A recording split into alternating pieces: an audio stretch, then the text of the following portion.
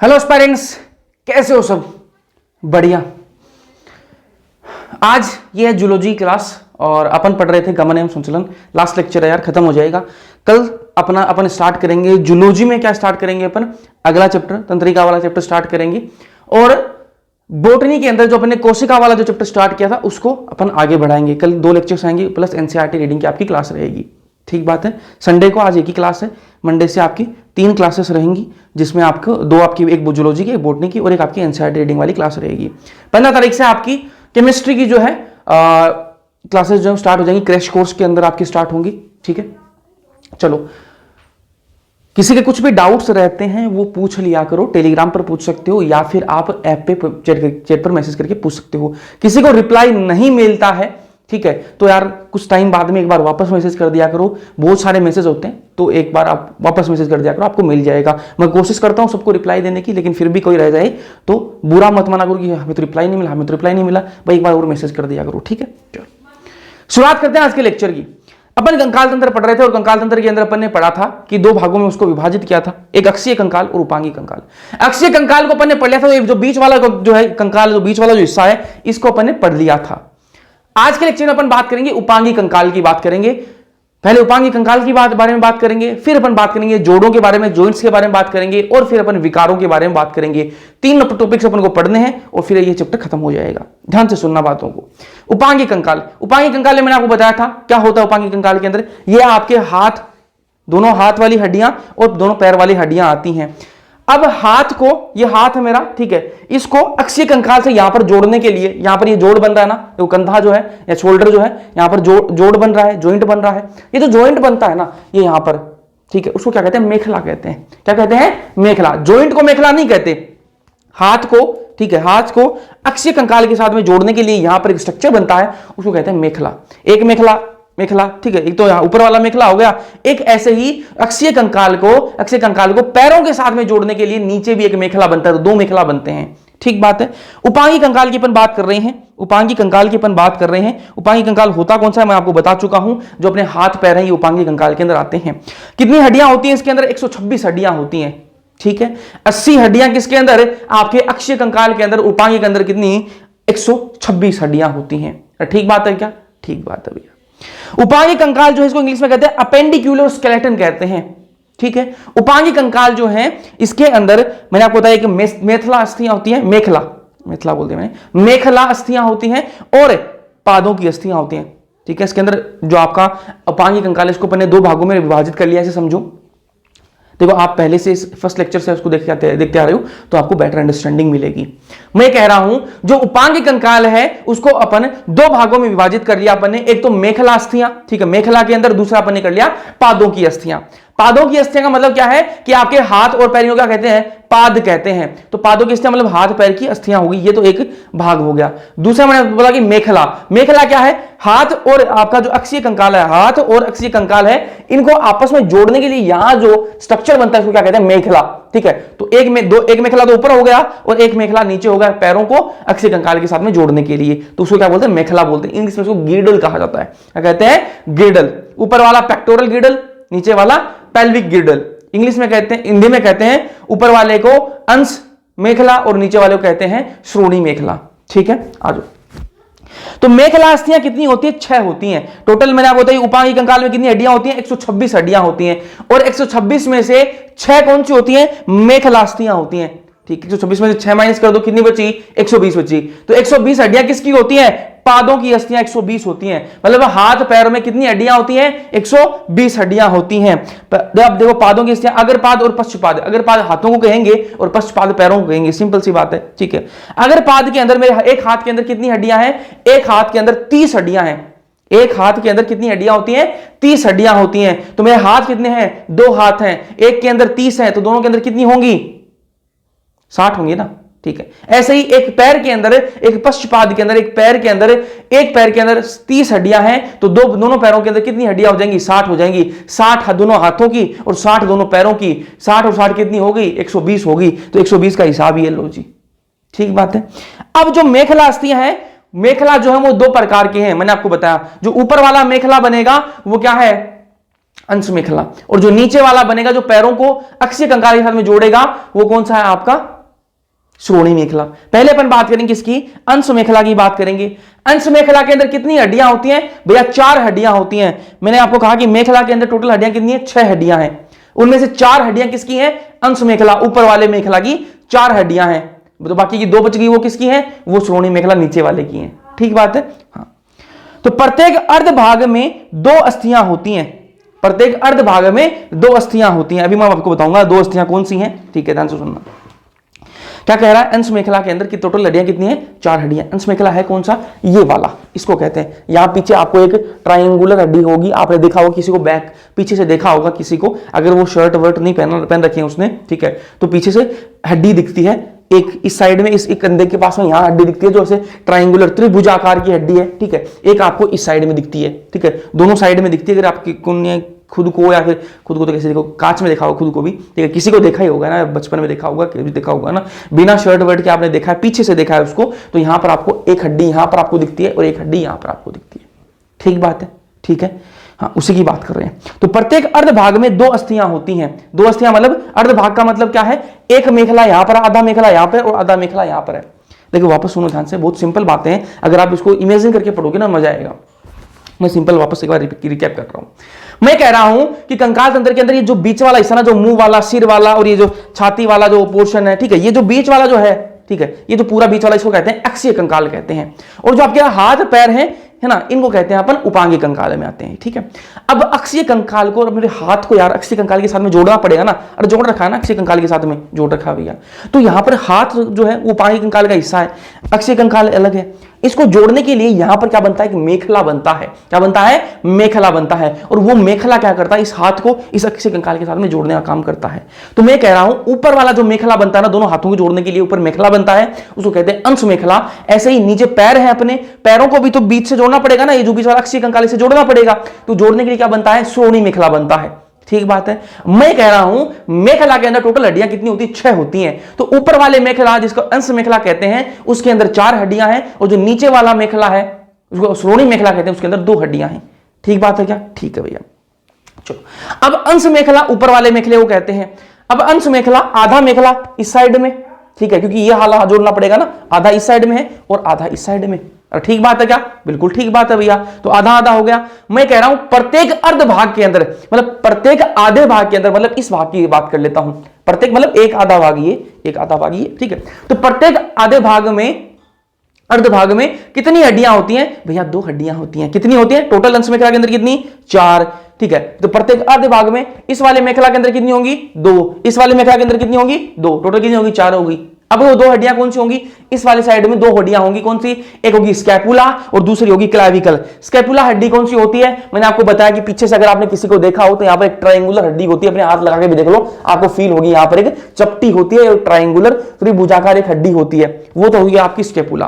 Clavicle कौन सी होती है? अगर आप थोड़े से कमजोर किस्म के हो, थोड़े से पतले हो, ठीक है, तो यहां पर आपको एक हड्डी दिखेगी, यहां पर एक पतली सी हड्डी दिखती है। ठीक है, आपने देखा होगा जो एक्ट्रेसेस हैं, ठीक है, एक्ट्रेसेस हैं, उनके अंदर यहां पर एक हड्डी दिखती है। यहां पर ये जो कॉलर वाली बोन है, ये उनमें अच्छे से दिखती है ना। और वही बात करूं, कोई पतला है, दुबला पतला है, उसके अंदर भी बढ़िया से दिखती है। जिसमें फेट कम होता है उसके अंदर ये वाली हड्डी बढ़िया दिखती है। इसको कॉलर बोन, क्लेविकल कहा जाता है और इसको ब्यूटी बोन भी कहते हैं। ऐसा माना जाता है कि जिनके अंदर ये प्रोमिनेंट होती है, जिनके अंदर ज्यादा दिखती है, वो थोड़े ज्यादा सुंदर होते हैं। लेकिन ऐसा बात नहीं कि भाई कोई बहुत दुबला पतला उसकी हड्डियां दिख रही हैं तो वो सुंदरता में नहीं आता है। ठीक है, जो अपन बात करें कि भाई जो जिनमें फैट की मात्रा यहाँ कम हो, ठीक है, उनके लिए ये बात कही जाती है। ठीक बात है। तो मैंने आपको बता दिया कि जो आपका अंश मेखला है वो टोटल उसमें 4 हड्डियां होती हैं। आधा अंश मेखला इधर है, आधा अंश मेखला इधर है। आधे अंश मेखला के अंदर 2 हड्डियां हैं। कौन सी? क्लेविकल और स्कैपुला। क्लेविकल आगे वाली एक कॉलर बोन और जो स्कैपुला पीछे त्रिभुजाकार की हड्डी है। ऐसे ही इस साइड में भी 2 हड्डियां होंगी, टोटल 4 होगी। ठीक है, तो यही बात यहां लिख रखी है। प्रत्येक अर्ध भाग में 2 अस्थियां होती हैं। कौन कौन सी? क्लेविकल और स्कैपुला। ठीक है, अब मैं आपको किसी का पीछे से देख के डायग्राम बना के दिखाऊंगा, बनाने की कोशिश करता हूं, देखना। ठीक है, किसी को मैं पीछे से देख रहा हूं और डायग्राम बना रहा हूं ना, ध्यान से देखना।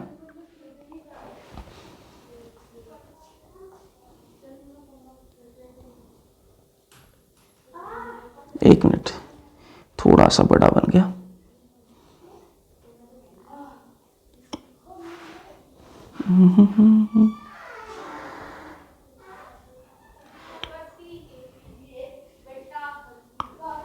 कुछ इस प्रकार की सी हड्डी होती है, त्रिभुजाकार की हड्डी होती है, ठीक है। ये कौन सी हड्डी है? स्कैपुला। नाम लिख देता हूं मैं इसका। ये कौन सी हड्डी है? स्कैपुला। स्कैपुला हड्डी है ये, ठीक है। अब यहां पर आपको इस स्कैपुला हड्डी के अंदर आप एक चीज देखो, एक चीज नोटिस करो, यहां पर आपको क्या दिख रहा है? गड्ढा सा दिख रहा है। क्या दिख रहा है? एक गुहा दिख रही है, एक कैविटी सी दिख रही है, गड्ढा सा आपको यहां पर दिख रहा होगा। बिल्कुल भैया दिख तो रहा है। इस कैविटी को, इस गुहा को कहते हैं, कौन सी कैविटी? ग्लिनोइड कैविटी इसको कहा जाता है। कौन सी कैविटी है ये है ग्लिनोइड कैविटी। इसको कहते हैं, कौन सी कैविटी है ये? Glenoid cavity. चलो इसको लिख देते ढंग से, ग्लिनोइड कैविटी या फिर गुहा, ग्लिनोइड कैविटी। इस गड्ढे को कह दिया अपन ने। ये गड्ढा इतना इंपॉर्टेंट क्यों है? ये इंपॉर्टेंट इसलिए है क्योंकि जो हाथ की जो ऊपर वाली जो हड्डी होती है ना, जो आपकी भुजा के अंदर जो हड्डी है, ठीक है, इसको कहते हैं ह्यूमरस। कौन सी हड्डी है ये? यहां जो हड्डी होती है इसको नाम क्या है? ह्यूमरस। ये जो ह्यूमरस हड्डी है, जो हाथ की हड्डी है, वो कहां पर आकर जुड़ती है? इसी ग्लिनोइड कैविटी के अंदर आकर जुड़ती है। यहां ग्लिनोइड कैविटी है, यहां पर क्या है? ग्लिनोइड कैविटी, ग्लिनोइड गुहा है। इस ग्लिनोइड गुहा के अंदर आकर कौन जुड़ेगी? ये वाली हाथ वाली हड्डी आके यहां पर जुड़ती है, ठीक है। तो इस गुहा के अंदर कौन जुड़ेगी? आपकी ह्यूमरस जुड़ती है,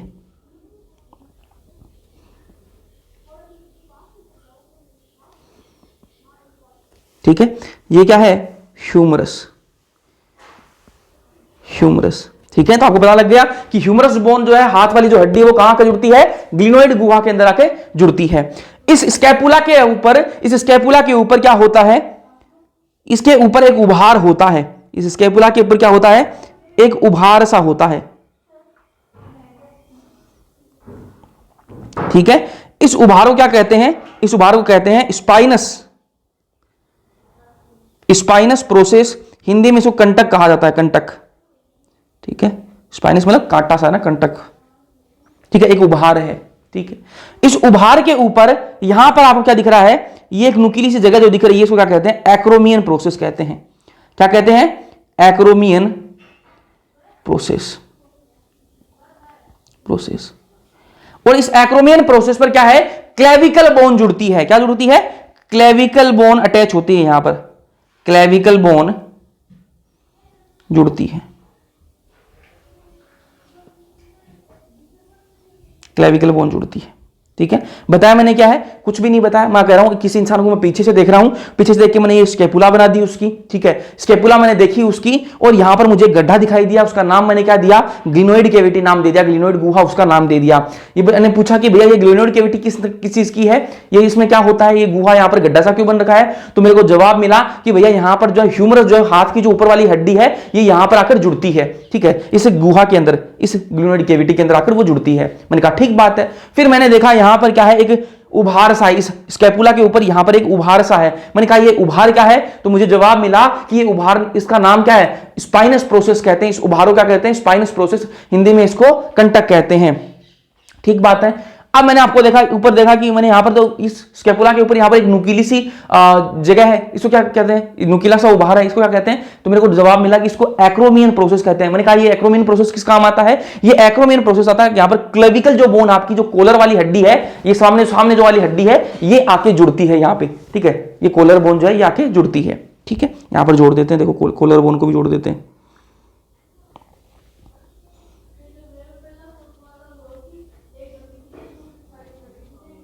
ये इस प्रकार से आपकी सामने क्लेविकल आपकी आके जुड़ गई। तो ये कौन सी बोन है आपकी? क्लेविकल,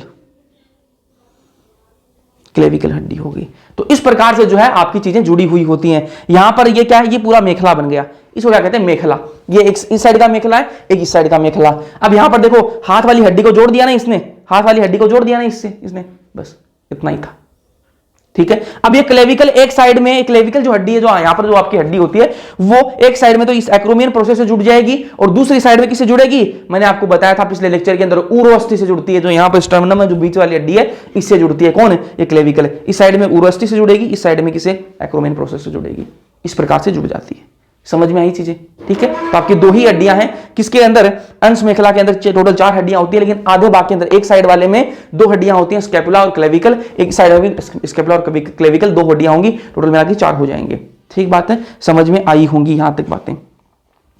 अब देखो अंश मेखला, अंश मेखला के अंदर मैंने बताया कि स्कैपुला और क्लेविकल होती है, ठीक है। क्लेविकल को और क्या कहा जाता है? Collar bone. यहां पर कोलर पे इसलिए कोलर बोन इसको कहते हैं। इसको हिंदी में जत्रुक भी कहा जाता है। क्या कहते हैं? जत्रुक, ठीक है। चलो, ये कैसी होती है? क्लेविकल कैसी होती है? लंबी और पतली अस्थि होती है। ये जो है लंबी होती है क्लेविकल, और पतली सी अस्थि होती है, ज्यादा मोटी नहीं होती, पतली होती है ना। चलो, अब क्लेविकल जो है वो दो जगह से जुड़ती है। पीछे मैंने आपको बता दिया किससे जुड़ती है? एक्रोमियन प्रोसेस से जुड़ती है। एक तो स्टर्नम से जुड़ती है, आगे तो यहां पर स्टर्नम उरोस्थि से जुड़ती है, और एक साइड में यहां पर किससे जुड़ती है? एक्रोमियन प्रोसेस से जुड़ती है। ये भी मैंने आपको बताया ना कि एक साइड में ये एक्रोमियन प्रोसेस से जुड़ गई और दूसरी साइड में आपकी आगे सामने उरोस्थि से जुड़ती है। ठीक बात है। अब बात करें किसकी? स्कैपुला की बात कर लेते हैं। स्कैपुला मैंने आपको बता दिया कि पीछे ये हड्डी होती है, पीछे हड्डी होती है, कैसे होती है? त्रिभुजाकार होती है और चपटी हड्डी होती है। कैसी होती है? चपटी हड्डी। दूसरे एवं सातवीं पसली के बीच स्थित होती है। दूसरी पसली, यहां पर मैंने बताया था कि कितनी पसलियां होती हैं? 12 पेयर बताए थे ना, 12 जोड़े किसके होते हैं? पसलियों के होते हैं। तो दूसरी से लेकर सातवीं पसली के बीच में आपकी क्या होती है? स्कैपुला होती है। ये लोकेशन आपको पता होनी चाहिए। इसकी लोकेशन दे रखी है एनसीईआरटी में, तो ये लोकेशन दे रखी है तो पूछ लेगा, वो एग्जाम में पूछ लेगा। तो स्कैपुला की आपकी लोकेशन क्या होती है भैया? दूसरी पसली से लेकर सातवीं पसली के बीच में क्या होती है? आपकी स्कैपुला स्थित होती है। ठीक है, दूसरी पसली से लेकर सातवीं पसली के बीच स्थित होती है। ठीक है, कैसी होती है? बड़ी होती है, बड़ी हड्डी है, चपटी है, बिल्कुल फ्लैट है और त्रिभुजाकार है। ये तो आपको डायग्राम में भी दिख रहा होगा। समझ में आई चीजें? बस ये यहां पर आपका अंश मेखला जो है वो खत्म हो जाता है। ठीक है, मेखला मैंने आपको दो बताया, एक ऊपर वाला मेखला जिसको अंश मेखला, एक नीचे मेखला भी है जिसको श्रोणी मेखला कहते हैं। अब बात करते हैं श्रोणी मेखला की। आ जाओ, श्रोणी मेखला इंग्लिश में कहते हैं इसको पेल्विक गिर्डल। ठीक है, कितनी हड्डियां होती हैं इसमें? 2 ही हड्डियां होती हैं टोटल। मैंने मेखला के अंदर 6 बताई थी, जिसमें से 4 किसके पास में? अंश मेखला के पास में गई, श्रोणी मेखला के पास में 2 हड्डियां आई। ठीक है, तो प्रत्येक श्रोणी अस्थि 3 अस्थियों से बनी हुई होती है। अब आप यहां पर कंफ्यूज हो सकते हो, एनसीईआरटी डायरेक्ट पढ़ोगे तो यहां पर कंफ्यूज हो सकते हो कि भैया पहले आप 2 बता रहे थे, अब 3 कहां से आ गई? ध्यान से सुनना, मैं कह रहा हूं कि जो श्रोणी मेखला है वो मोटे तौर पर 2 ही हड्डियों से बना हुआ है, 2 ही हड्डियों से बना हुआ है। लेकिन यहां पर दिक्कत यह है कि ये एक पूरी हड्डी जो है ना, ये 2 हड्डियां हैं। ठीक है, इन 2 हड्डियों से ही मेखला बना हुआ है, श्रोणी मेखला। लेकिन यहां पर ये वाली जो हड्डी है ना, वो एक हड्डी 3 हड्डियों से मिलकर बनी है। ठीक बात है, ये पूरी एक ही हड्डी है लेकिन ये 3 हड्डियों से मिलकर बनी हुई है।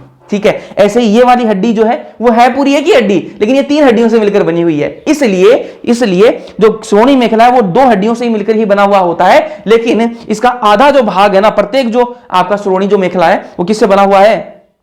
3 हड्डियों से मिलकर बना हुआ है। अभी डायग्राम भी बनाएंगे इसका ना, एनसीईआरटी वाला भी दिखाऊंगा।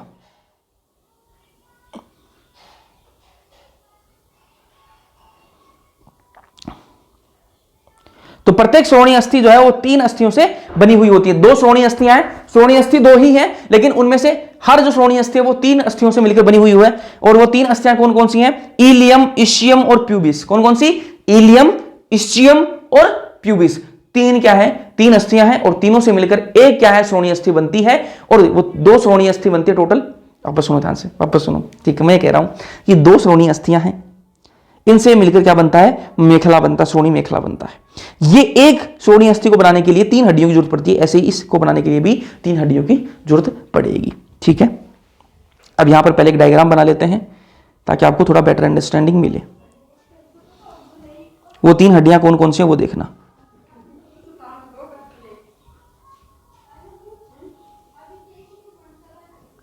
ठीक है, एक हड्डी तो ये है,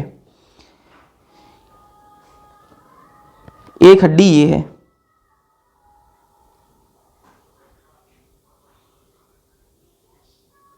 दो हड्डियां होगी। ठीक है, तीसरी हड्डी देखना,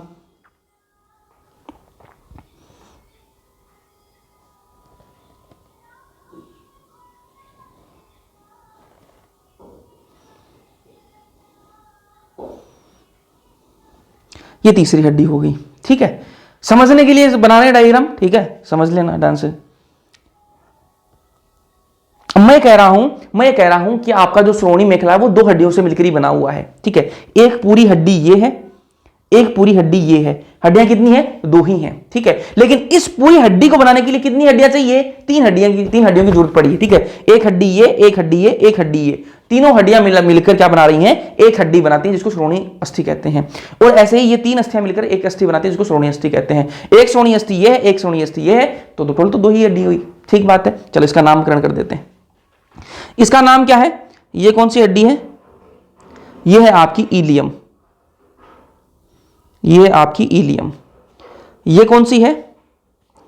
ये है आपकी ischium,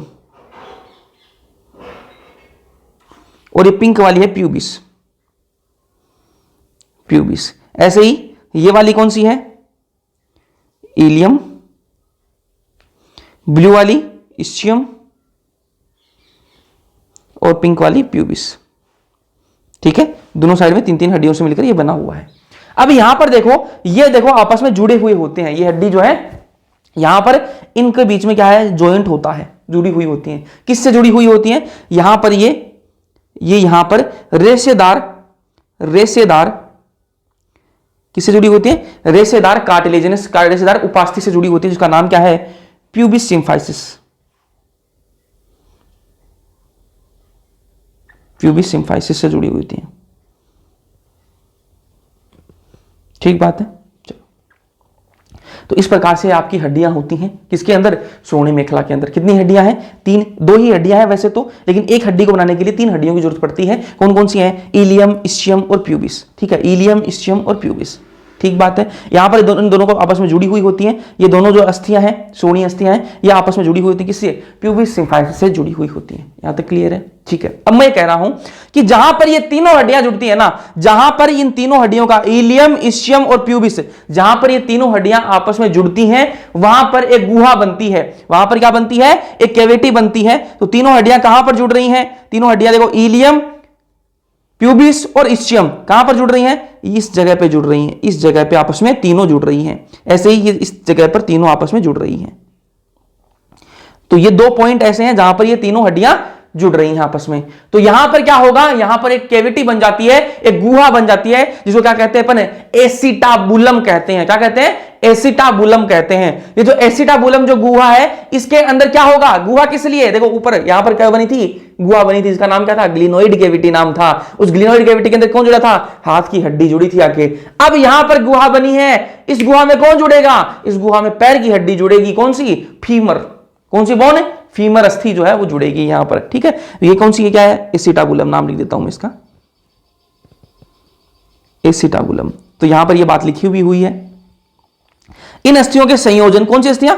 ilium, ischium, pubis. Ilium, ischium जो प्यूबिस है, इनका जो संयोजन जहां पर होगा, संयोजन स्थल पर एक गुहा बनती है। संयोजन कहां हो रहा है? यहां पर हो रहा है। ठीक है, तो यहां पर क्या बनेगी? गुहा बनेगी। इस गुहा को क्या कहते हैं? एसिटाबुलम कहते हैं। और जो एसिटाबुलम है, इसे किस काम आती है? फीमर जो उरोस्थि है, फीमर या फिर उरुअस्थि, उरोस्थि ये सामने वाली, इसको उरोअस्थि कहते हैं। क्या कहते हैं? कंफ्यूज मत हो ना। जो सामने वाली हड्डी है स्टर्नम, इसको क्या कहते हैं? उरोअस्थि। और फीमर को क्या कहते हैं? उरुअस्थि। दोनों में डिफरेंस है। ठीक है, उरु और उरो अलग अलग है ना। तो उरु भी कहते हैं फीमर को। संधि योजन करती हैं। ठीक बात है। चलो, अदर भाग में श्रोणि मेखला के दोनों भाग मिलकर प्यूबिक सलैन, प्यूबिक सिम्फाइसिस बनाते हैं। तो मैंने आपको यहां पर बता दिया, प्यूबिक सिम्फाइसिस ये रहा। ठीक है, तो सामने वाली जो आगे से सामने वाली जो जगह है, अदर भाग इसको कहते हैं वेंट्रल साइड, सामने वाली है ना, इसको क्या कहते हैं? वेंट्रल कहते हैं, अदर भाग कहते हैं। अदर भाग में ये दोनों आपस में जुड़ी हुई होती है। किससे? प्यूबिक सिम्फाइसिस से जुड़ी हुई होती हैं। ठीक है, और प्यूबिक सिम्फाइसिस क्या है? रेशेदार उपास्थि। रेशेदार उपास्थि को इंग्लिश में कहते हैं फाइब्रस कार्टिलेजिनस जॉइंट बनता है यहां पर। ठीक है, चलो अब मैं यहां पर आपको डायग्राम दिखा दूं एनसीईआरटी वाले। पहले तो हाथ वाला देख लो भाई, बाद में भी इसकी जरूरत पड़ेगी, लेकिन एक बार देख लेते हैं पहले। ये देखो, ये आपकी सामने वाली हड्डी है, जो मैं कोलर बोन बता रहा था आपको, क्लेविकल। ठीक है, ये पीछे देखो आपकी जो ट्रायंगुलर शेप की है ये हड्डी, ये आपकी स्कैपुला हो गई। ठीक बात है। और यहां पर जो है, यहां पर ये जो है, यहां पर एक गुहा बनती है। देखो ये गुहा, जिसमें ये फीमर जाके जुड़ती है। ठीक है, फीमर बोल रहा हूं, ह्यूमरस जाके जुड़ती है, वापस आऊंगा, ह्यूमरस। ठीक है, यहां पर गुहा बनती है, इसको क्या कहते हैं? Glenoid cavity. इस ग्लिनोइड कैविटी के अंदर कौन? आपकी जो ह्यूमरस हड्डी है, जो यहां पर वाली जो ये हड्डी है, ये आके यहां पर जुड़ती है। ठीक है, अब मैं एक बार डायग्राम लूंगा पैर वाला। ये पैर की हड्डियों की बात करेंगे, पूरी हाथों की हड्डियों की बात करेंगे, तब मैं आपको और बताऊंगा इस बारे डायग्राम के बारे में। अभी अपन ने इतना ही पढ़ा तो इतना ही पढ़ेंगे। ये देखो, ये श्रोणीय अस्थि है। इस श्रोणीय अस्थि के अंदर, ये श्रोणीय अस्थि जो है वो 3 हड्डियों से मिलकर बनी हुई है। श्रोणीय अस्थि जो है, ये पूरी अस्थि 3 हड्डियों से मिलकर बनी हुई है। कौन कौन सी? एक इलियम, प्यूबिस और इस्चियम। इलियम, ये प्यूबिस हो गई आपकी, और ये इस्चियम हो गई। जहां पर ये इलियम, इस्चियम और प्यूबिस जुड़ रही हैं आपस में सारी, वहां पर एक गुहा बन रही है, जिसको कहते हैं एसिटाबुलम। ठीक है, कैविटी बन रही है एसिटाबुलम। और इस एसिटाबुलम के अंदर ये फीमर जो बोन है, फीमर वाली जो हड्डी है, वो जाके जुड़ती है। ठीक है, चलो अब बात करेंगे अपन ने मेखला पढ़ लिया, ऊपर वाला ही पढ़ लिया, नीचे वाला ही पढ़ लिया। अब बात करेंगे अपन पाद की अस्थियां। पाद की अस्थियां पहले अग्रपाद पढ़ लेंगे, फिर पश्चपाद पढ़ लेंगे, ठीक है। अग्रपाद मतलब हाथों की हड्डियों की बात करेंगे, ध्यान से सुनना, बस बहुत ईजी है, ठीक है। अग्रपाद आपके हाथ, एक हाथ के अंदर कितनी हड्डियां होती हैं भैया? 30 हड्डियां होती हैं, अभी आपने बताया था। तो मैं कह रहा हूं कि अपने हाथ कितने हैं? 2 हाथ हैं, तो दोनों हाथों के अंदर कितनी होंगी? 30 दूनी 60, ठीक है। 30 दूनी 2 क्या होता है? 30 गुणा 2, ठीक है, कितने हो गए? 60 हो गया ना। तो 60 हड्डियां होती है अग्रपाद के अंदर, दोनों हाथों के मिला के 60 हड्डियां, ठीक है। कौन कौन सी हड्डियां हैं वो देखो भाई। जो यहां पर ये वाली, इसको क्या कहते हैं? ह्यूमरस कहते हैं, ध्यान से सुनना। इस हड्डी को क्या कहते हैं? जो आपकी बाजू के अंदर है, इसको कहते हैं ह्यूमरस, ठीक बात है। उसके बाद में ह्यूमरस से आगे चले तो यहां पर कौन सी हड्डियां, कितनी हड्डियां होती हैं? यहां पर होती है आपकी 2 हड्डियां होती हैं इस वाले पार्ट में। ये वाला जो पार्ट है, इस वाले पार्ट में एक ही हड्डी होती है, इसको कहते हैं ह्यूमरस। इस वाले पार्ट के अंदर 2 हड्डियां होती हैं, कौन कौन सी? एक होती है रेडियस और एक होती है अल्ना। नाम सुने होंगे आपने, एक होती है रेडियस और एक होती है अल्ना, ठीक है। जो रेडियस है वो कौन सी साइड में होती है? इस साइड में, ये वाली जो हड्डी है ना, इस साइड में जो आपका अंगूठा है, उस साइड में जो हड्डी होती है उसको कहते हैं रेडियस, और जो इस साइड में अपोजिट डायरेक्शन होगी उसको कहेंगे अल्ना। ये आपको याद रखना है, और मेडिकल कॉलेज में जाओगे फर्स्ट ईयर में आपको हड्डियों के बारे में बहुत पढ़ाएंगे, आपको बहुत डिटेल में पढ़ना है। आपको कैसे पता रहेगा कि भाई रेडियस कौन सी साइड में है? तो मैं आपको एक ट्रिक बता देता हूं, आरटी, ठीक है। आरटी से आप याद रखना, आरटी क्या है? रजनीगंधा तुलसी, ठीक है। रजनीगंधा सुना सबने, तुलसी भी खाते हैं उसके साथ में, ठीक है। तो यहां पर आरटी से आपको याद रखना है क्या? आर कौन साइड में है? टी मतलब थंब, थंब वाली साइड में क्या होगी? आपकी रेडियस होगी, ठीक है। आप कंफ्यूज होगे वरना कि रेडियस कौन सी साइड में, अल्ना कौन सी साइड में। सिंपल है, आरटी, ठीक है। रजनीगंधा तुलसी, आर मतलब रेडियस, टी मतलब थंब, तो थंब वाली साइड में कौन सा, कौन आपकी रेडियस है, बस खत्म हो गई, ठीक है। तो एक हड्डी आपकी ह्यूमरस यहां होगी, यहां आपकी कितनी है? 2 हड्डियां हैं इस वाले हाथ में, इतना जो पार्ट है इसमें 2 हड्डियां हैं, कौन कौन सी? रेडियस है और अल्ना है। रेडियस कौन सी साइड में? थंब वाली साइड में, ठीक बात है। चलो उसके बाद में आगे यहां पर क्या आ गई? कलाई आ गई है ना, ये जो कलाई आ गई, इस कलाई में कितनी कौन सी हड्डियां? इसमें कार्पल होती हैं, कौन सी हड्डियां होती है कलाई के अंदर? कौन सी होती है? कार्पल, ठीक है। कार्पल कितनी होती है? 8 होती है। कार्पल कितनी होती है? 8। फिर आ गई आपकी हथेली, हथेली के अंदर क्या होती है? मेटाकार्पल, क्या होती है? मेटाकार्पल। आपकी हथेली के अंदर कितनी हड्डियां होती हैं? 5 हड्डियां होती हैं आपकी हथेली के अंदर। फिर आते हैं अपन किधर? अपनी अंगुलियों की तरफ आते हैं, ठीक है। तो अंगुलियों में हड्डियां हैं, बिल्कुल हड्डियां हैं, ठीक है, बिल्कुल हड्डियां। कितनी हड्डियां होती हैं अंगुलियों के अंदर? तो 14 हड्डियां होती है ना, 14 हड्डियां आपकी अंगुलियों के अंदर होती हैं। वापस एक बार रिपीट करेंगे फिर आगे बढ़ेंगे, ठीक है। पूरे हाथ के अंदर कितनी हड्डियां होती हैं भैया? 30 हड्डियां होती हैं। मैं कह रहा हूं एक यहाँ आपकी बाजू के अंदर, इस इतने इतने पार्ट के अंदर एक हड्डी है, ह्यूमरस कहते हैं उसको। फिर यहां से मैं आगे बढ़ा, इस वाले हाथ के अंदर आ गया। इस वाले हाथ के अंदर कितनी हड्डियां हैं? 2 हड्डियां हैं, कौन कौन सी भैया? एक रेडियस है, एक अल्ना है। रेडियस कौन सी साइड में होती है? थंब वाली साइड में रेडियस होती है। 3 हड्डियां हो गई। उसके बाद में कहां गया?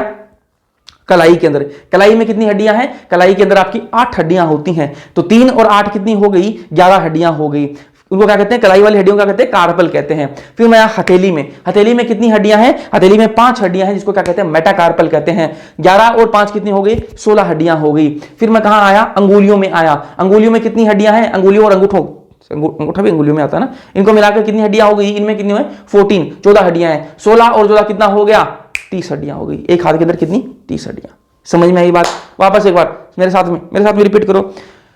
ह्यूमरस ऊपर, ठीक है, ऊपर वाली बाजू के अंदर कितनी? ह्यूमरस एक कितनी होती है? 1 होती है। फिर नीचे आए रेडियस अल्ना, रेडियस कितनी? 1, अल्ना कितनी? 1। रेडियस कौन सी साइड में? थंब वाली साइड में होती है, अंगूठे वाली साइड में होती है। फिर आए अपन कलाई में, कलाई में कितनी हड्डियां?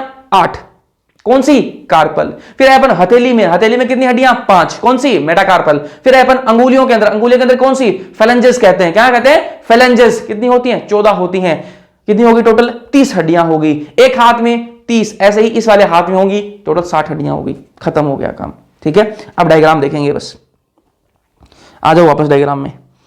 ये देखो, ये ऊपर वाली बाजू वाली जो हड्डी आपकी ऊपर वाली हाथ में, यहां पर हड्डी जो है, जो कहते हैं ह्यूमरस कहते हैं। फिर आए अपन नीचे, क्या ये 2 हड्डियां आई। देखो इस वाले हाथ में क्या है? 2 हड्डियां। इस डायग्राम में आपको दिखाई भी दे रही होंगी। एक हड्डी ये है, एक हड्डी ये है। मैंने आपको बताया सिंपल सा, RT Rajnigandha Tulsi, R for radius, T for thumb, ठीक है।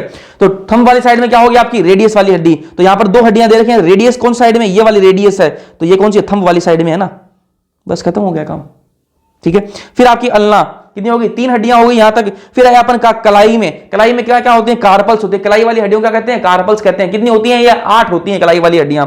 फिर आया अपन कहां पर? हथेली में, हथेली वाली हड्डियों क्या कहेंगे? मेटाकार्पल कहेंगे। कितनी हड्डियां होती है? 5 हड्डियां होती हैं। फिर अपन आए अंगुलियों में, अंगुली 4 अंगुली, ये एक आपकी अंगूठा, ठीक है। तो 5 अंगुलियों में कितनी होंगी? फेलेंजेस कहेंगे उन हड्डियों को, और कितनी होंगी? 14 होंगी। टोटल मिला के 30 हड्डियां हो गई। ठीक बात है, समझ में आई चीजें?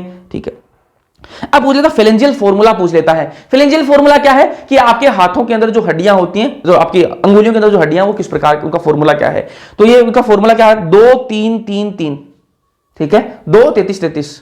कैसे ये फॉर्मूला भाई, 2 हड्डियां किसके अंदर, आपके अंगूठे के अंदर कितनी हड्डियां होती हैं, 2 ही हड्डियां होती हैं। अंगूठे के अंदर कितनी हड्डियां होती हैं, 2 ही होती हैं, ठीक है। आपकी इस उंगली के अंदर 3, इसके अंदर 3, इसके अंदर 3, इसके अंदर 3, तो चारों जो अंगुलियां हैं इनके अंदर 3 3 हड्डियां होती हैं, और जो अंगूठा है उसके अंदर 2 हड्डियां होती हैं। समझ में आई बात। तो 3 3 6 3 3 9, 3 3 9, 3 चौक 12, और 12 और 2 14, ठीक है। इस प्रकार से आपकी अंगुलियों में 14 हड्डियां होती हैं, ठीक है। चलो आगे बढ़ते हैं। पश्चपाद की बात करते हैं। पश्चपाद की बात करते हैं। एक पैर में कितनी हड्डियां, 30 हड्डियां, ठीक है। तो दोनों पैरों के अंदर कितनी होगी, 60 हड्डियां हो गई, ठीक बात है। इसके अंदर कौन कौन सी हड्डियां, जो आपकी थाई वाला रीजन है ना, जो आपका थाई है, थाई वाला जो रीजन है उसमें एक हड्डी होती है। जैसे आपके ऊपर वाले हाथ में एक हड्डी थी ह्यूमरस, वैसे थाई के अंदर भी एक ही हड्डी है। कौन सी, फीमर। वहां पर कौन सी है, फीमर, जिसको उरु अस्थि कहते हैं। क्या कहते हैं, उरु अस्थि। उरो अस्थि कौन सी है आपकी, स्टर्नम। उरु कौन सी, आपकी फीमर को कहते हैं ना। तो फीमर, उरु अस्थि, एक हड्डी होती है ये ना, एक जो आपकी थाई वाला जो रीजन है इसमें एक हड्डी होती है, फीमर कहते हैं उसको। और सबसे लंबी अस्थि भी यही होती है। आपको पूछ ले कि शरीर की सबसे लंबी अस्थि कौन सी है, तो वो आपकी फीमर ही होती है। ध्यान में रखना ये बात, ठीक है। एसिटाबुलम से जुड़ती है। अभी मैंने आपको बताया कि यहाँ पर जो इलियम, इशियम और आपकी प्यूबिस, जो आपकी जो 3 हड्डियां वो वहां पर जहां पर इनका संयोजन होता है वहां पर एक गुहा बनती है जिसको एसिटाबुलम कहते हैं। उस एसिटाबुलम में आपकी फीमर जुड़ती है, पैर की हड्डी आगे जुड़ती है।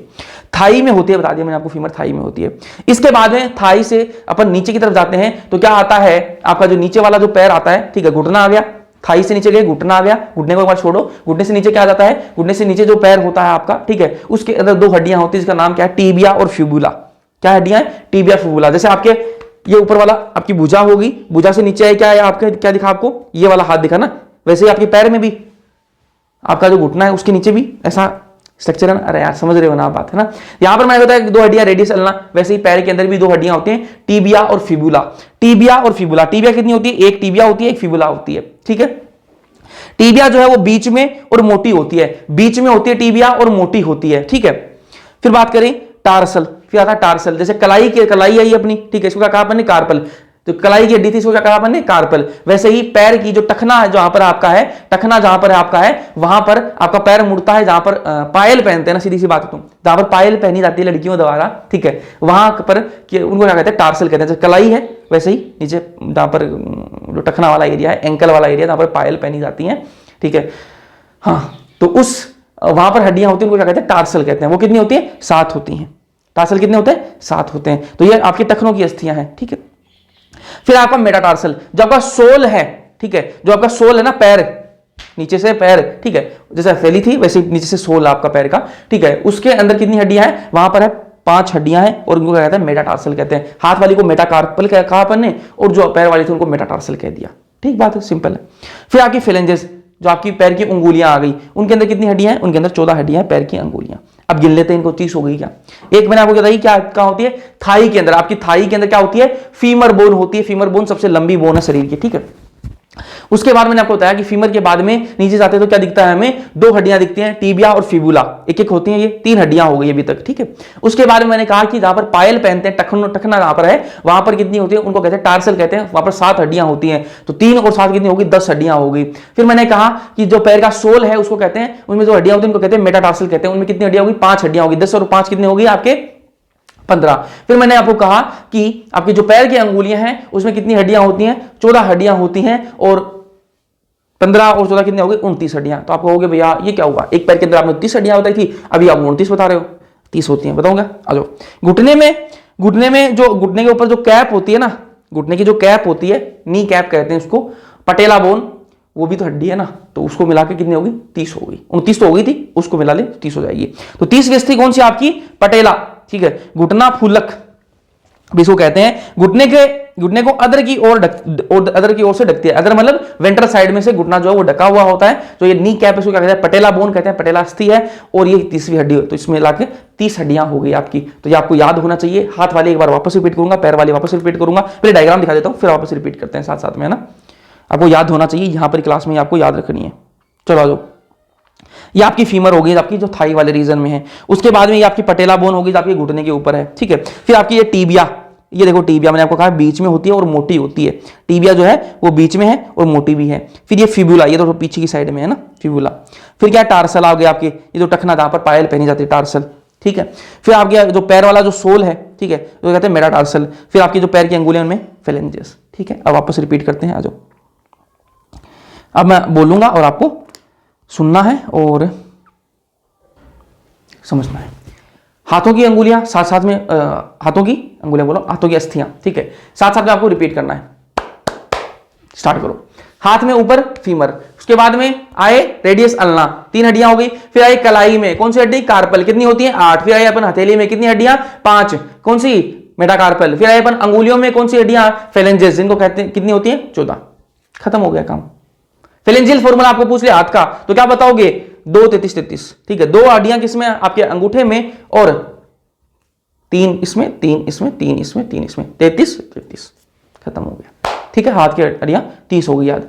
पैर में चलते हैं। थाई में कौन सी हड्डी है, फीमर। थाई से नीचे गए घुटना आ गया, कौन सी हड्डी, पटेला। फिर नीचे गए और तो क्या, टीबिया और फिबुला। टीबिया है वो क्या कहां होती है, मध्य में, बीच में होती है और मोटी होती है। फीमर एक हड्डी है जैसी है जो सबसे लंबी हड्डी होती है। फिर अपन गए कहां पर, जहां पर पाए पहन जाते, टखने वाले एरिया में चले गए और वहां पर किसको क्या कहते हैं, टार्सल कहते हैं, उन हड्डियों को कहते हैं टार्सल कहते हैं। और कितनी होती है वो, 7 होती हैं। फिर गए कहां पर, सोल में गए। सोल में कितनी हड्डियां हैं, 5 हड्डियां हैं, क्या कहते हैं, मेटाटार्सल कहते हैं। फिर अपन गए पैर की अंगुलियों में, वो कहते हैं फेलेंजेस कहते हैं, और वो कितनी होती है 14 होती हैं। बस खत्म हो गई। इस तरीके से आपको याद रखना है, हड्डियों को याद कर लोगे मजा आएगा। आगे चलते हैं। अब बात करेंगे अपन जॉइंट्स की, बात करेंगे। हड्डियां सारी खत्म हो गई, लास्ट टॉपिक है अपना जॉइंट्स। इसके बाद में अपन विकार पढ़ेंगे, जो एनसीईआरटी का ही पढ़ेंगे अपन, ठीक। आ जाओ। संधियां या जोड़, कितने प्रकार की संधि या फिर जोड़ है, जोड़ कितने प्रकार के होते हैं, जोड़ 3 प्रकार के होते हैं। कौन कौन से, एक होता है रेशीय जोड़, एक होता है आपका उपास्थि युक्त जोड़, और तीसरा होता है आपका साइनोवियल जोड़। ध्यान से सुनना। रेशीय जोड़ है ना, ऐसे जोड़ हैं जिनमें मूवमेंट नहीं होता, जिनमें गति बिल्कुल नहीं होती। ऐसे जॉइंट है वो फिक्स जॉइंट है, ठीक है, जिनमें गति बिल्कुल नहीं होती। तो शरीर के आप ऐसे इससे देख लो, जहां पर गति नहीं है बिल्कुल भी, तो वहां पर क्या है, आपके रेशीय जोड़ हैं। बता देता हूं अभी कौन कौन से हैं रेशीय जोड़। फिक्स्ड जॉइंट होते हैं। कैसे होते हैं, फिक्स्ड जॉइंट होते हैं, किसी प्रकार की गति इनमें नहीं होती, कोई भी इनमें गति नहीं होती है। कहां पर होता है, खोपड़ी जो है आपकी, खोपड़ी, इसके अंदर मैंने आपको कहता है कि फ्रंटल बोन है, ठीक है, ये फ्रंटल है, यहां पर पैराइटल बोन है। तो ये पैराइटल, ये फ्रंटल आपस में जुड़ी हो तो हुई है, इनमें गैप तो है, इनमें जॉइंट तो है। तो वो जॉइंट कहां से बनता है, इसी रेशे जोड़, इसी प्रकार का जोड़ होता है, वो इन्हीं रेशों से वो मिलकर बना हुआ होता है। ठीक बात है, इन्हीं रेशों से वो जोड़ बनता है।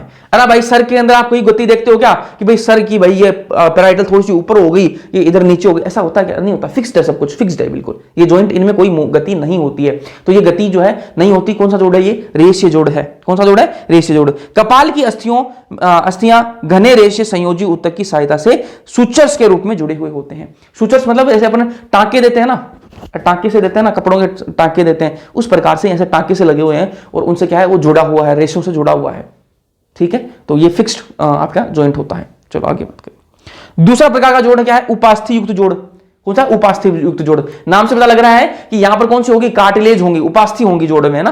देखो आ जाओ। रेशे जोड़ में क्या था, जोड़ में के बीच में क्या थे, रेशे थे, ठीक है, फाइबर्स थे। यहां पर क्या होगा, उपास्थि होगी जोड़ में, है ना। तो अस्थियां आपस में उपास्थियों द्वारा जुड़ी हुई होती हैं। जो आपकी हड्डियां हैं वो उपास्थियों की मदद से जुड़ी हुई होती हैं, कार्टिलेजेस की मदद से जुड़ी हुई होती हैं। ये 2 हड्डियां हैं, ये 2 क्या हैं, ये 2 हड्डियां हैं, और ये 2 हड्डियां आपस में किससे जुड़ी हुई हैं, ये हड्डियां आपस में जोड़ दूं मैं इनको, किसकी मदद से, उपास्थि की मदद से इनको जोड़ दूं, तो वो क्या है आपका उपास्थि युक्त जोड़ है, ठीक है। भैया रेशे जोड़ में तो आपने कहा कि इनमें कोई गति नहीं होती, क्या उपास्थि युक्त जो जोड़ है उनमें गति होती है क्या, बिल्कुल, इनमें थोड़ी सी गति होती है, सीमित गति होती है। इनमें क्या होती है, सीमित गति होती है। तो अस्थियां आपस में उपास्थियों द्वारा जुड़ी हुई होती हैं। जैसे एग्जांपल क्या है, प्यूबिक सिम्फाइसिस, ठीक है, अभी अपन ने प्यूबिक सिम्फाइसिस की बात करी। देखो आगे बात करें, इधर आओ, डायग्राम में आओ वापस। ये यहां पर जो जोड़ बना था ना, ये जोड़ बना था, ये क्या है, प्यूबिक सिम्फाइसिस, ठीक है। तो ये किससे बना हुआ है, कार्टिलेजेस, उपास्थियों से मिलकर बना हुआ है, ठीक है। ऐसे और एग्जांपल है, और कहा है पसलियां उरोस्थि से जुड़ती हैं। मैंने आपको बताया था कि पसलियां यहां पर जो आके सामने उरोस्थि है उसे किससे, हाई अलाइन कार्टिलेज से जुड़ती हैं। हाई अलाइन जो आपकी उपास्थि उससे जो जुड़ती हैं। तो यहां पर ये भी किसका एग्जाम्पल है, इसी का एग्जाम्पल है। ठीक है, उसके अलावा निकटवर्ती जो कशेरुक हैं उनके बीच में जो पीछे आपका कशेरुक दंड है पूरा, उसमें जो बीच बीच में जो कशेरुक हैं, जो पास पास वाले कशेरुक हैं, वो भी आपस में किससे जुड़े हुए होते हैं, इसी उपास्थियों की मदद से वो जुड़े हुए होते हैं। जो जोड़ा है उनमें क्या है, उपास्थियां हैं। तो इसलिए क्या है, सीमित गति अपन कर सकते हैं। ठीक है, इस प्रकार के जो जॉइंट है वो क्या है, सीमित गति दिखाते हैं। रेशे जोड़ तो बिल्कुल कोई गति दिखाते ही नहीं है। जो उपास्थि वाले जोड़ है वो सीमित गति दिखाते हैं, सीमित गति इनमें होती है। फिर आते हैं साइनोवियल जोड़।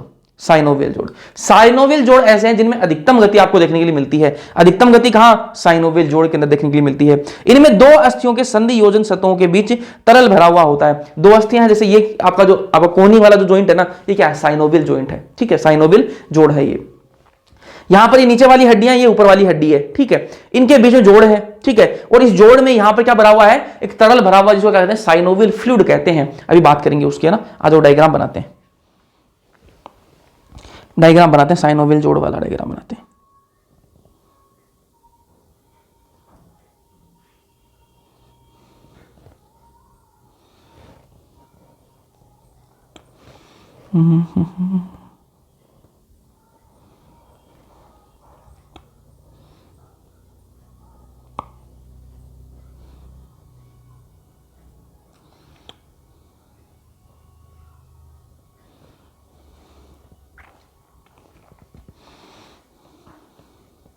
ये दो हड्डियां हैं।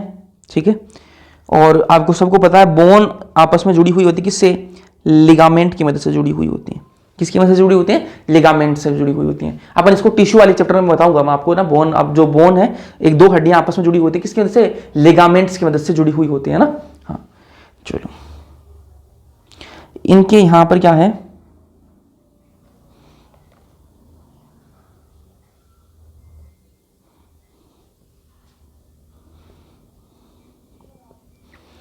चलो मैं नाम लिखता हूं क्या क्या बनाया मैंने। ये आपकी बोन है, ये क्या है, लिगामेंट है। तो दो हड्डियां जो हैं आपकी वो किससे जुड़ी हुई हैं, इन लिगामेंट की मदद से जुड़ी हुई है। ठीक है, यहां जहां पर इनका जॉइंट बन रहा है ना, जहां पर इनका जॉइंट बन रहा है वहां पर ये जो हरे कलर वाली है क्या है, साइनोवियल मेम्ब्रेन है। क्या है, साइनोवियल जोड़ बोल रहे हैं ना इसको। तो यहां पर कौन सी मेम्ब्रेन है, साइनोवियल मेम्ब्रेन है, मेम्ब्रेन। और ये जो साइनोवियल मेम्ब्रेन है ये क्या करती है, या ये स्रावित करती है या फिर श्रवण करती है किस चीज का, साइनोवियल फ्लूइड का, साइनोवियल फ्लूइड या फिर साइनोवियल तरल। ठीक है, साइनोवियल तरल का श्रवण करती है। तो ये अंदर देखो, देखो साइनोवियल तरल भरा हुआ है। ये जो अंदर भरा हुआ है, जो ग्रीन कलर में डॉट डॉट से मैंने आपको दिखा रखे हैं, ये क्या है, साइनोवियल तरल है। ये क्या है, साइनोवियल तरल है। ठीक बात है। ये साइनोवियल तरल किस काम आता है, मैं आपको एक बात बताऊं, कोई भी मशीन है, कोई पुर्जे हैं, उनमें क्या देते हैं अपन, ग्रीस देते हैं ना। ग्रीस देते हैं ताकि वो पुर्जे ढंग से काम करते रहें, मशीन बढ़िया से काम करते रहे। सेम चीज यहां पर भाई, आपके जोड़ों में ये जो साइनोवियल फ्लूइड है, ग्रीस का काम करता है, ऑयलिंग का काम करता है। ठीक है, तो यहां पर जो ये रहेगा तो इससे क्या होगा, फ्रिक्शन कम से कम रहेगा, आपका जोड़ जो है वो बढ़िया से काम करता रहेगा। आपने देखा होगा जब थोड़ी एज हो जाती है तो उस टाइम पर जो आपके जॉइंट्स हैं वो बोलने लग जाते हैं, बोलने मतलब उनसे आवाजें आने लग जाती हैं। तो वो क्यों, वहां पर साइनोवियल फ्लूइड की कमी आने लग जाती है। ठीक बात है क्या, ठीक है। तो साइनोवियल फ्लूइड जो है वो बहुत जरूरी है। क्या करता है, ये ल्यूब्रिकेशन का काम करता है, स्नेहन का काम करता है, उसके अलावा आपकी फ्रिक्शन को कम कर देता है। ठीक है, तो ये बातें मैं यहां लिखवा देता हूं। साइनोवियल तरल, एक तो ये फ्रिक्शन को कम करता है, घर्षण को कम करता है ना, समझते हो, फ्रिक्शन तो सारे, ल्यूब्रिकेशन,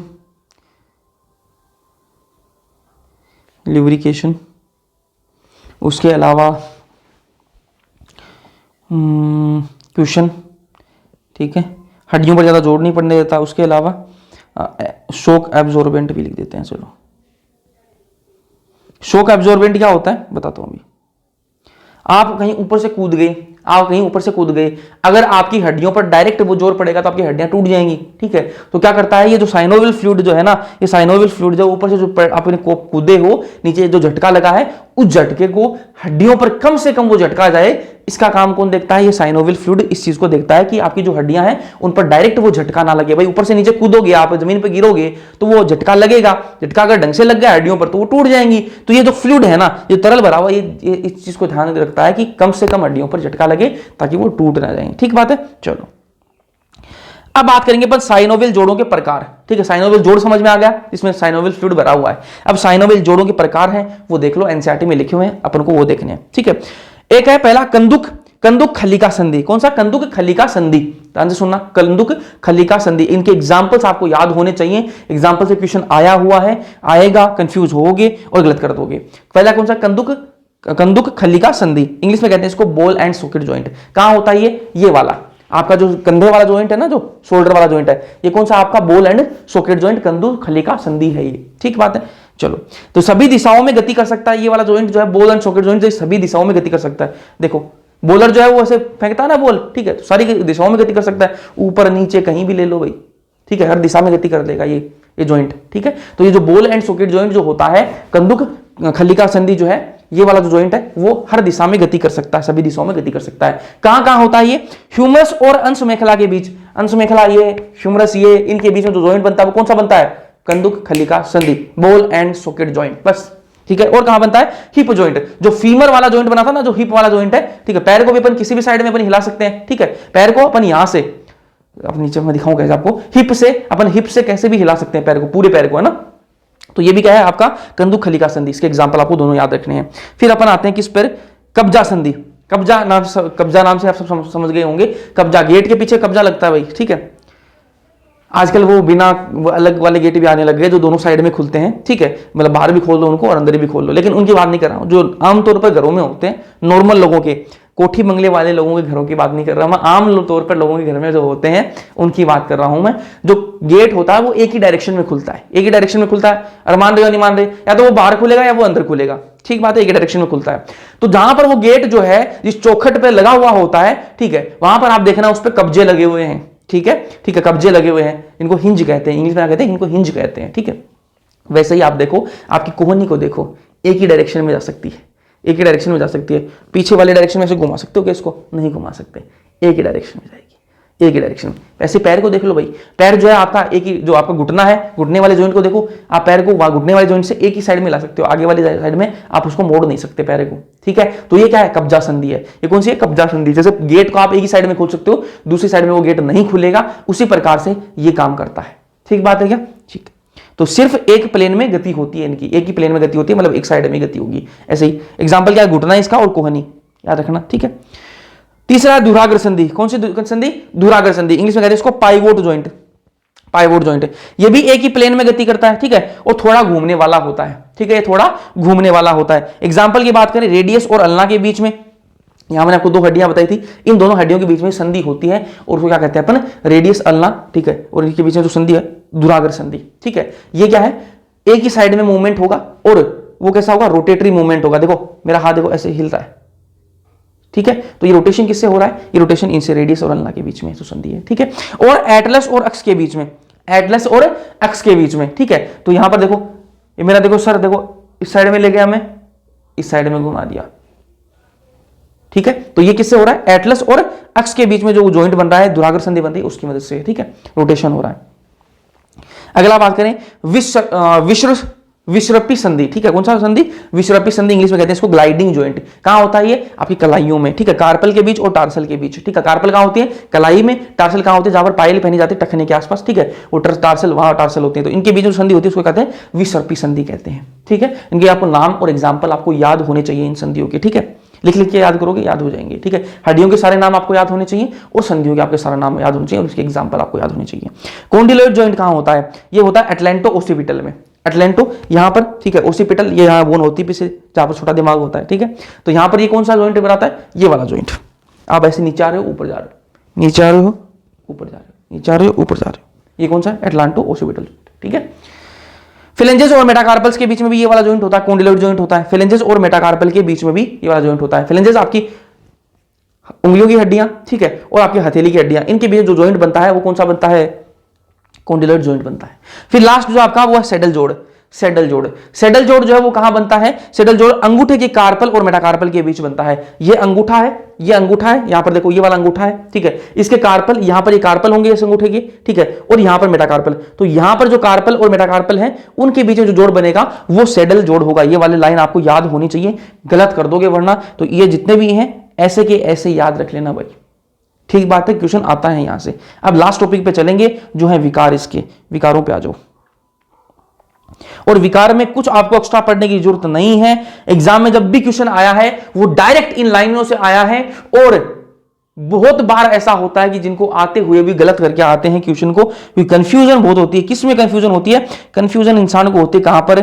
इसमें बताऊंगा अभी। माइस्थेनिया ग्रेविस और मस्कुलर डिस्ट्रोफी, इन दोनों में कंफ्यूजन इतनी होती है भर भर के कि क्वेश्चन गलत हो ही जाता है लास्ट में। आज अपन पढ़ रहे हैं, आज अपन को याद रहेगा कि इनमें कंफ्यूज नहीं होना है, लेकिन जब पूरा सिलेबस पढ़ लेते हैं ना, एग्जाम में जब जाते हैं तो यहां पर कंफ्यूजन खा जाता है इंसान। क्या कंफ्यूजन होती है बताऊंगा अभी।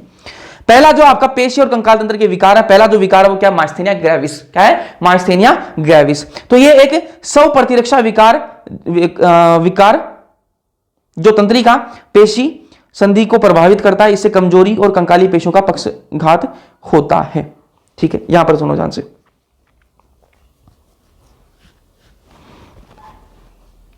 माइस्थेनिया ग्रेविस क्या होता है? स्व प्रतिरक्षा विकार है, मतलब ऑटो इम्यून डिजीज है। क्या है? ऑटो इम्यून डिजीज होती है। मतलब इसमें क्या होता है, शरीर जो है अपनी जो इम्यून सिस्टम है वो खुद की सेल्स पर ही अटैक करने लग जाता है। आप सबको पता है ऑटो इम्यून डिजीज क्या होती है। ऑटो इम्यून डिजीज के अंदर सिंपल है, शरीर जो है अपना इम्यून जो सिस्टम जो है वो खुद की सेल्स पर ही अटैक करने लग जाता है, ठीक है। माइस्थेनिया ग्रेविस क्या है? स्व प्रतिरक्षा विकार है। यहां पर मैं इस चीज को हाईलाइट भी कर देता हूं, ये क्या है? स्व प्रतिरक्षा विकार है, मतलब ऑटो इम्यून डिजीज होता है। ये करता क्या है? जो आपका न्यूरोमस्कुलर जंक्शन बनता है, ठीक है, जो तंत्रिका पेशी, जो तंत्रिका और पेशी के बीच जो संधि बनती है, जहां पर न्यूरोमस्कुलर जंक्शन मैंने आपको बताया भी था, याद करो, ठीक है, बताया था मैंने आपको। जहां पर जो आपका दिमाग है वो सिग्नल भेजता है किसके पास में? मसल्स के पास में, फिर मसल्स कॉन्ट्रैक्ट करती है, याद करो वो दिन, संकुचन करती है, ठीक है। तो वहां पर क्या है, उसको ये अफेक्ट करता है, और इससे क्या होता है? इससे जो कमजोरी आती है, कमजोरी और कंकाली पेशियों का पक्षघात हो जाता है। जो कंकाली पेशियां वो क्या हो जाती हैं? डैमेज होने लग जाती हैं, ठीक बात है। ये क्या है आपकी, ये आपको ध्यान में कितने रखना है कि स्व प्रतिरक्षा विकार है ये, ठीक बात है। इसमें अफेक्ट क्या करता है? ये तंत्रिका पेशी संधि को प्रभावित करता है, ये बात आपको याद होनी चाहिए, ठीक बात है। फिर बात करें पेशी दुष्पोषण। पेशी दुष्पोषण को इंग्लिश में कहते हैं मस्कुलर डिस्ट्रोफी कहते हैं। देखो ध्यान से, विकारों के कारण कंकाल पेशी का अनुक्रमित अपसाहन हो जाता है। ये जो है पेशी, जो आपकी पेशी दुष्पोषण है, ये क्या होता है? आपका जेनेटिक डिसऑर्डर होता है। जो मस्कुलर डिस्ट्रोफी क्या है? जेनेटिक डिसऑर्डर है, जेनेटिक डिसऑर्डर है, ठीक है। और ये वाला क्या है आपका? माइस्थेनिया ग्रेविस क्या होता है? स्व प्रतिरक्षा विकार। दोनों में कंफ्यूज मत होना। माइस्थेनिया ग्रेविस स्व प्रतिरक्षा विकार है, ऑटो इम्यून डिजीज है, खुद की सेल्स जो है, खुद का जो इम्यून सिस्टम है, खुद की कोशिकाओं पर अटैक करने लग जाता है। वहीं मैं बात करूं मस्कुलर डिस्ट्रोफी, ये जेनेटिक डिसऑर्डर है। इसके अंदर क्या हो जाता है? अब जो मसल्स हैं, जो स्केलेटल मसल्स हैं, जो आपकी कंकाली जो पेशी हैं, उन पर उनको ये अटैक करता है और उनको क्या है, वो कमजोर हो जाती है उससे, ठीक है। जेनेटिक डिसऑर्डर है। इसमें क्या होता है? कंकाल पेशी जो है उनका अनुक्रमित अपसाहन, उनको डीजेनरेट करने लग जाता है, उनको खत्म करने लग जाता है, ठीक बात है। चलो अगला बात करेंगे अपन अपतानिका। अपतानिका के अंदर क्या होता है? अपतानिका के अंदर क्या होता है? शरीर में कैल्शियम आयनों की कमी हो जाती है, जिससे पेशी में तीव्र ऐंठन होने लग जाती है, ठीक है। मैंने आपको बताया था, जब पेशी मापड़ को पढ़ा था तो मैंने आपको बताया था कि संकुचन के अंदर कैल्शियम आयन की बहुत ज्यादा जरूरत होती है। वो क्या करता है? ट्रोपोनिन वाली को हटाता है, याद करो वो दिन, ठीक है। तो वो ट्रोपोनिन को हटाता है, ठीक है, ताकि वो एक्टिव साइड जहां वहां पर वो खुल सके, ठीक है। तो कैल्शियम आयन बहुत जरूरी है अगर संकुचन करना है तो। इसके अंदर क्या होता है? कैल्शियम आयनों की बहुत ज्यादा कमी होती है, उसके कारण तीव्र ऐंठन होने लगती है, ठीक है। तो इसमें क्या होता है? रैपिड स्पाज्म कहते हैं इसको, ठीक है। ये क्या है? आपकी अपतानिका, ठीक है। अगला है आपका संधि शोध। तो ये आपको बस इतनी लाइन आपको याद रखनी है, इन्हीं लाइनों से क्वेश्चन आता है।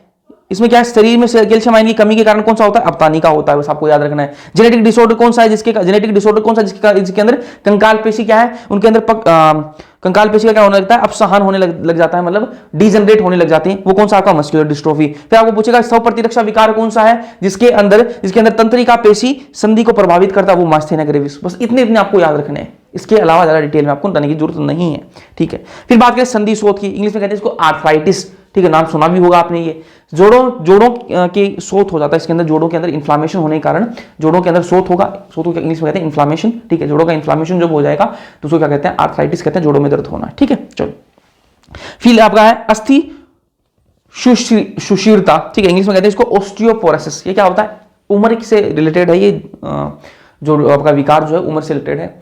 जैसे जैसे एज बढ़ती है, ये एज के साथ में जो है हड्डियां जो हैं उनकी जो डेंसिटी है वो कम होने लगती है। आपने सुना भी होगा, ऐड आता है हॉर्लिक्स वगैरह का शायद ऐड आता है, उसमें वो बताती है कि उम्र के साथ में जो है वुमेन हॉर्लिक्स का ऐड आता है शायद, ठीक है। उम्र के साथ में हड्डियां कमजोर होने लगती हैं, इसलिए क्या है, वुमेन हॉर्लिक्स पीजिए, आपकी हड्डियां मजबूत रहेंगी। इस प्रकार का ऐड अगर आपने टीवी में देखा हो तो, ठीक है। अभी बात करते हैं क्यों कहती है वो, और सिर्फ औरतों के लिए क्यों कहती है, इसके बारे में बात करेंगे। तो ये उम्र संबंधित विकार है जिसमें अस्थि के पदार्थों की में कमी की अस्थि भंग के प्रबल संभावना है, ठीक है। एस्ट्रोजन स्तर में कमी इसके सामान्य कारक हैं। अब आपको वुमेन के लिए क्यों होती, अब मैं बताता हूं इस बारे में। वुमेन के लिए इसलिए होती है कि जब वुमेन की एज हो जाती है, मतलब औरत की एज हो जाती है 45 से 50 साल के आसपास, जब एज आ जाती है तो उसके अंदर एस्ट्रोजन लेवल घट जाता है, एस्ट्रोजन लेवल कम हो जाता है। और जब एस्ट्रोजन लेवल कम हो जाएगा तो क्या होगा, तो होगा क्या, जो आपकी हड्डियां हैं उनकी डेंसिटी जो है वो कम होने लग जाएगी, हड्डियां जो है वो कमजोर होने लग जाएंगी, ठीक है। जो पुरुष हैं उनके अंदर तो टेस्टोस्टेरोन जो है वो निकलता रहता है, उनके अंदर तो निकलता रहता है पूरे जीवन भर, ठीक है। लेकिन यहां पर जो महिलाएं हैं, ठीक है, उनके अंदर एस्ट्रोजन की कमी आ जाती है। एस्ट्रोजन की कमी के कारण उनकी जो हड्डियां हैं वो कमजोर होने लगती हैं, ठीक है। इसको क्या कहते हैं, ऑस्टियोपोरोसिस कहते हैं। ऐसा नहीं कि पुरुष की भाई हड्डियां जवानी में जैसी थी वैसी रहेंगी, नहीं, उसके अंदर भी कमी आ जाती है, उसकी हड्डियां भी कमजोर होंगी। लेकिन पुरुष के कंपेयर में महिला जो है उसकी हड्डियों में ज्यादा दिक्कत देखने के लिए मिलती है। अब आपको एग्जाम्पल दूं, एक ऊंचाई पर जो है एक बूढ़ा व्यक्ति है 75 साल का, ठीक है, बूढ़ा एक पुरुष है, एक बूढ़ी महिला है 75 साल की, दोनों की एज बराबर है, दोनों को अपन ने सेम एंगल के साथ में धक्का मारा, ऊपर खड़ा कर दिया उनको, और दोनों को अपन ने सेम एंगल के साथ में, एंगल बदल दोगे तो बिगड़ जाएगी बात, same angle, same height, same position के साथ में अपन ने उनको क्या है धक्का मारा, और दोनों क्या है सेम एंगल के साथ में नीचे गिरे, तो ज्यादा चांसेस किसके हैं, हड्डियां टूटने के, महिला के ज्यादा चांसेस है हड्डियां टूटने के। क्यों, क्योंकि उसके अंदर एस्ट्रोजन की कमी है और उसकी हड्डियां जो कमजोर हो चुकी हैं। और समझ में आएगी अब, ये ऑस्टियोपोरोसिस होता है आपका, ठीक है। तो ये उम्र संबंधित विकार है जिसमें अस्थि के पदार्थों में कमी से अस्थि भंग की प्रबल संभावना होती है, ठीक है। एस्ट्रोजन स्तर की कमी, ये आपको इसमें ये वाली बात आपको याद होनी चाहिए, एस्ट्रोजन स्तर की कमी, ठीक है। लास्ट आपका गाउट, ठीक है। ये गाउट क्या होता है, जोड़ों के अंदर, ठीक है, जो आपके जोड़ हैं, जहां पर भी जोड़ हैं, ठीक है, जॉइंट्स जहां पर हैं, उनके अंदर यूरिक एसिड, यूरिक अम्ल के जो कण हैं वो जमा होने लग जाएंगे, और उसके कारण क्या हो जाएगा, शोथ हो जाएगा, इन्फ्लामेशन हो जाएगा, ठीक है। जहां पर भी जॉइंट्स हैं वहां पर क्या हो जाएंगे, यूरिक अम्ल के क्या है कण जो है वो एकत्रित होने लग जाएंगे, और उससे क्या होगा, शोथ हो जाएगा, और उससे क्या है जो डिजीज बनेगी वो गाउट है आपका, ठीक है। तो ये आपके 4-5 हैं, इनको आपको ध्यान से याद रखना है, बहुत सिंपल है, इसके अंदर आपको डिटेल में नहीं जाना है, क्वेश्चन आएगा जब भी आएगा इन्हीं लाइनों में से आएगा और गलत भी करवाएगा, ठीक है। तो आपको ये बात पता होनी चाहिए, मास्टेनिया ग्रेविस जो है वो क्या 100% का विकार है, और कहां पर काम करता है, ये तंत्रिका पेशी संधि पर काम करता है, इसको प्रभावित करता है। मस्कुलर डिस्ट्रोफी को आपको याद रखना है कि जेनेटिक डिसऑर्डर है, और कंकाल पेशी जो है उसको डिजेनरेट करने का काम करती है। फिर आपको याद होना चाहिए अपतानिका कब होती है, जब कैल्शियम आयन की कमी हो जाती है तो तीव्र ऐंठन होने लग जाती है, उसको अपतानिका कहते हैं, कैल्शियम आयन की कमी के कारण। यहां पर आपको बता देगा ऑप्शन में कि कैल्शियम आयन बढ़ जाता है इसलिए क्या हो जाता है, अपतानिका हो जाता है, ना, कैल्शियम आयन की कमी हो जाती है इसलिए अपतानिका होती है। तो ये आपको छोटी छोटी बातें हैं वो आपको याद होनी चाहिए। संधि शोथ, आर्थराइटिस तो आपको पता है जोड़ों का शोथ होता है, ठीक है।